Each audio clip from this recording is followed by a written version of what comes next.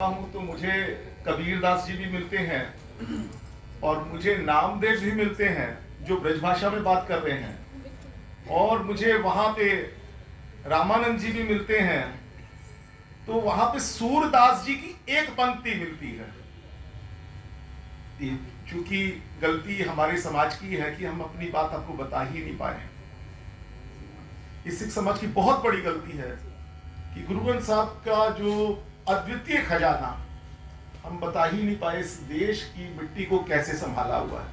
आप रविदास जी को पढ़ना हो गुरु ग्रंथ साहब को पढ़िए, आपने कबीर को पढ़ना हो गुरु ग्रंथ साहब को पढ़िए, गुरु की तरह पूछते हैं। और जब मैं सूरदास जी की बात कर रहा हूं, सूरदास जी और पांचवें गुरु गुरु अर्जुन देव महाराज का मिलन होता है, और जब भगवान कृष्ण की चर्चा होती तो सूरदास जी मात्र एक पंक्ति कह के समाधिस्थ हो जाते हैं, और समाधि कई दिन तक जब नहीं टूटती तो गुरु अर्जुन देव महाराज मजबूरी में उस पद को स्वयं पूर्ण करते हैं।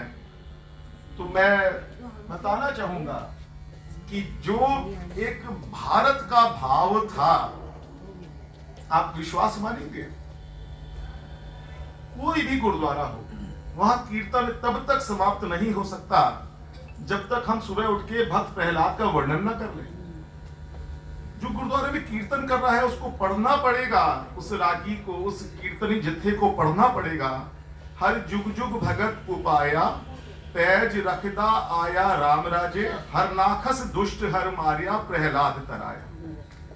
अगर ये पंक्तियां नहीं पढ़ेंगे तो कीर्तन समाप्त नहीं हो सकता। भाव कहने का ये है, लोक विधाएं, लोक संस्कृति, हमारी भाषा